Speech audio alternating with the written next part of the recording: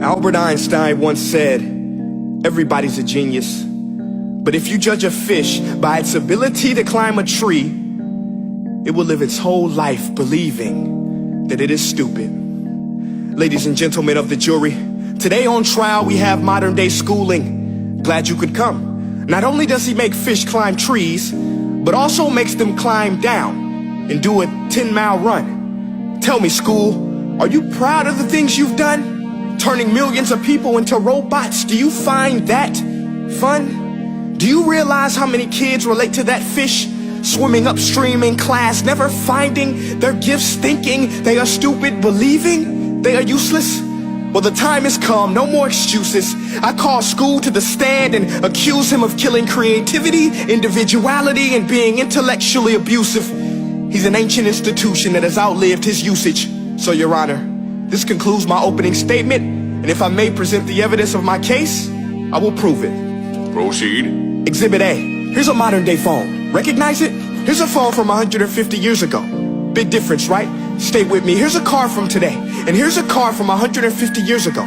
Big difference, right? Well, get this. Here's a classroom of today, and here's a class we used 150 years ago. Now ain't that a shame? In literally more than a century, nothing has changed. Yet you claim to prepare students for the future? But with evidence like that, I must ask, do you prepare students for the future or the past? I did a background check on you and let the record show that you were made to train people to work in factories, which explains why you put students in straight rows, nice and neat, tell them sit still, raise your hand if you want to speak, give them a short break to eat, and for 8 hours a day tell them what to think. Oh, and make them compete to get an A. A letter which determines product quality, hence grade A of meat.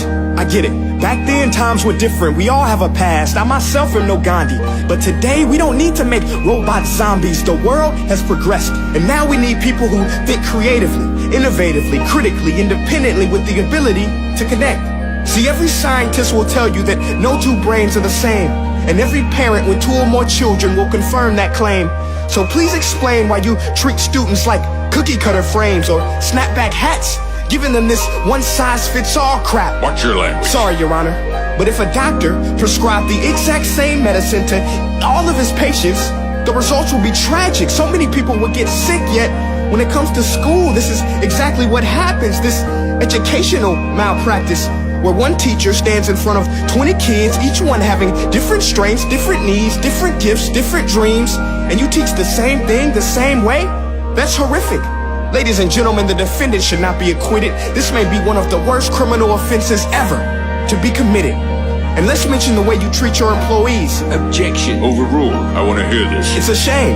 I mean, teachers have the most important job on the planet, yet they're underpaid? No wonder so many students are short-changed. Let's be honest, teachers should earn just as much as doctors, because a doctor can do heart surgery and save the life of a kid, but a great teacher can reach the heart of that kid and allow him to truly live. See, teachers are heroes that often get blamed, but they're not the problem. They work in a system without many options or rights. Curriculums are created by policymakers, most of which have never taught a day in their life. Just obsessed with standardized tests. They think bubbling in a multiple choice question will determine success.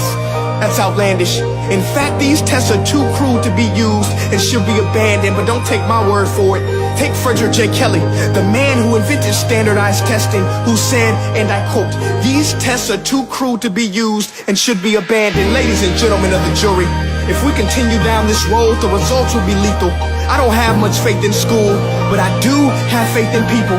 And if we can customize healthcare, cars, and Facebook pages, then it is our duty to do the same for education, to upgrade it, change it, do away with school spirit, because that's useless.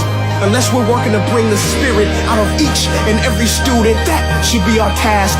No more Common Core. Instead, let's reach the core of every heart in every class. Sure, math is important, but no more than art or dance. Let's give every gift an equal chance. I know this sounds like a dream, but countries like Finland are doing impressive things.